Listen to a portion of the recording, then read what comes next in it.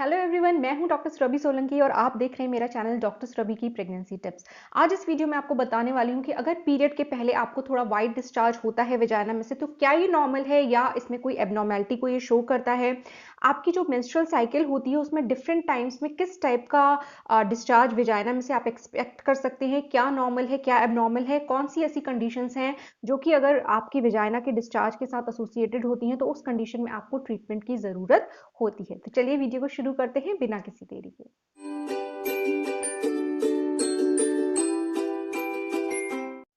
देखिए, white discharge vagina से होना स्पेशली पीरियड से पहले इसके कई कारण हो सकते हैं। 6 कारण मैं आपको बताने वाली हूँ जो कि इसके साथ एसोसिएटेड हो सकते हैं। पहला रीज़न या पहली कंडीशन जो होती है जिसकी वजह से ये डिस्चार्ज हो सकता है वो ये है कि ये बिल्कुल एक नॉर्मल मेंस्ट्रुअल साइकिल का पार्ट होता है और इसमें कोई भी एबनॉर्मेलिटी नहीं होती है। देखिए, जो आपका वेजाइनल टिश्यू है उसको हेल्दी रखने के लिए थोड़ा बहुत डिस्चार्ज, थोड़ा बहुत लुब्रिकेशन ज़रूरी होता है।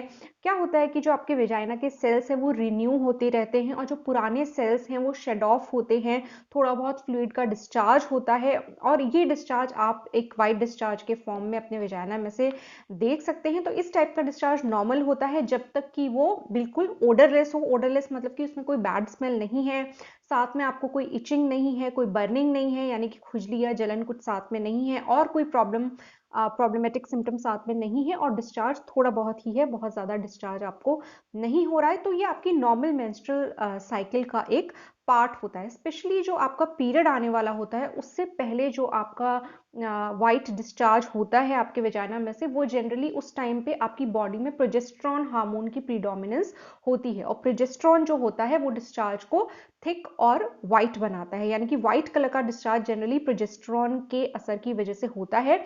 जबकि जब ईस्ट्रोजन हार्मोन डोमिनेंट होता है आपकी बॉडी में, उस टाइम पे जो डिस्चार्ज होता है वो थोड़ा वाटरी और स्लिपरी होता है। अब हम बात कर लेते हैं कि आपकी मेंस्ट्रुअल साइकिल के डिफरेंट पार्ट्स में किस तरीके का डिस्चार्ज आप एक्सपेक्ट कर सकते हैं अपने वेजाइना में से।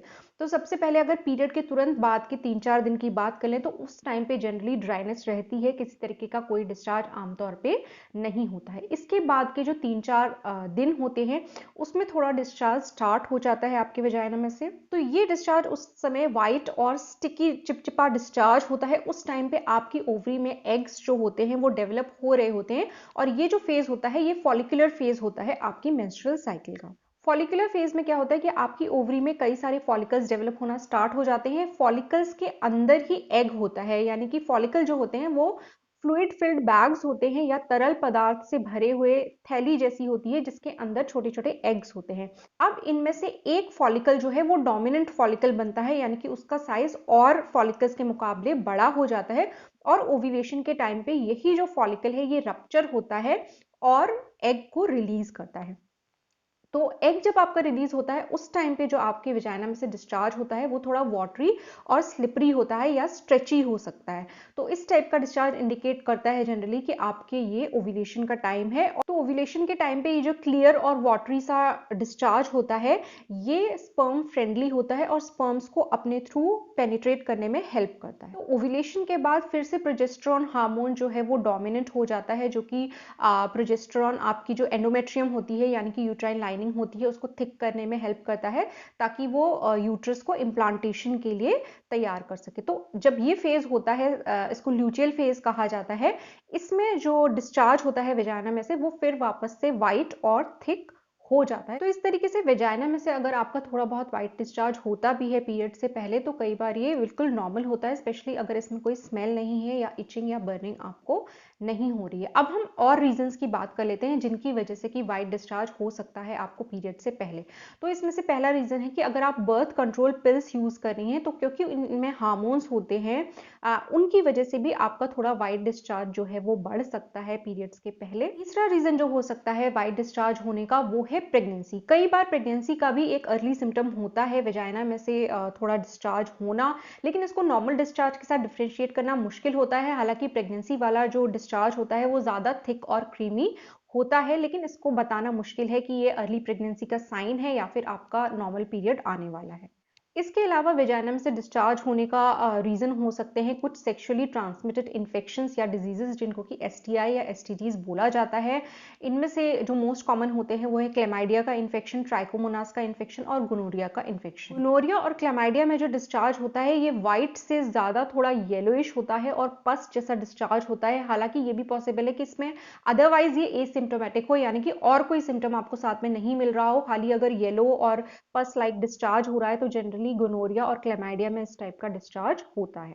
ट्राइकोमोनास के इन्फेक्शन में जो डिस्चार्ज होता है वो जनरली ग्रीनिश या फिर येलोइश कलर का होता है और साथ ही उसमें इचिंग भी होती है और फिशी स्मेल उसमें मौजूद होती है।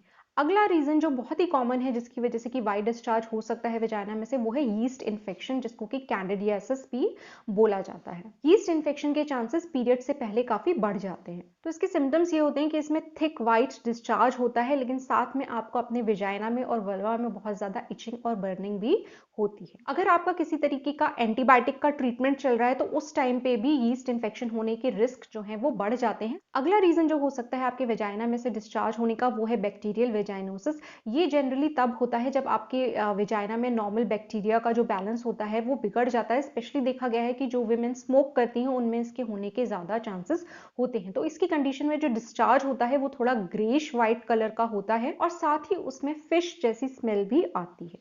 तो इस तरीके से लास्ट में अगर हम सम अप करें तो वेजाइना में से जो डिस्चार्ज होता है कई बार तो वो बिल्कुल नॉर्मल होता है। आपकी बॉडी में जो हार्मोन्स होते हैं, प्रोजेस्टेरोन, ईस्ट्रोजन, उनके इन्फ्लुएंस की वजह से उसका जो टेक्सचर है वो थोड़ा बहुत चेंज होता रहता है। तो उस कंडीशन में चिंता करने की कोई बात नहीं होती है। अगर साथ में कोई खुजली, जलन, रेडनेस, रैशेज या फिर कोई बैड स्मेल नहीं है तो फिर वो एक नॉर्मल डिस्चार्ज। इसके अलावा अगर आप बर्थ कंट्रोल पिल्स ले रही हैं तब उससे एसोसिएटेड उसका साइड इफेक्ट की वजह से डिस्चार्ज हो सकता है, या फिर कई बार ये प्रेगनेंसी का अर्ली साइन भी हो सकता है। इसके अलावा जो 3 कंडीशंस मैंने आपको बाद में बताई थी, यानी कि सेक्सुअली ट्रांसमिटेड डिजीजेस जो होती हैं या फिर कैंडिडियासिस या यीस्ट इन्फेक्शन या फिर बैक्टीरियल वेजाइनोसिस की कंडीशन अगर होती है तो जिस टाइप की मैंने आपको सिम्टम बताया कि उसमें जो कलर होता है डिस्चार्ज का वो थोड़ा व्हाइट से अलग होता है, येलोइश हो सकता है, ग्रीनिश हो सकता है, ग्रे कलर का हो सकता है और उसमें साथ में खुजली, जलन, रेडनेस और रैशेज इस टाइप के सिम्टम्स भी एसोसिएटेड हो सकते हैं। तो अगर ऐसी कंडीशन है तो आपको ट्रीटमेंट लेने की जरूरत है।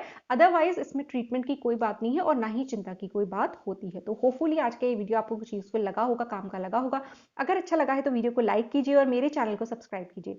मेरे चैनल को सपोर्ट करने का एक और तरीका है, आप वो ब्लू ज्वाइन बटन प्रेस करके चैनल के मेंबर बन सकते हैं। गोल्ड मेंबरशिप ज्यादा एक्सपेंसिव नहीं है, सिर्फ 59 रुपीज पर मंथ इसका चार्ज होता है। तो आप इस तरीके से भी चैनल को सपोर्ट कर सकते हैं। मैं आपसे मिलूंगी अपने अगली वीडियो में, तब तक के लिए अपना ख्याल रखिए।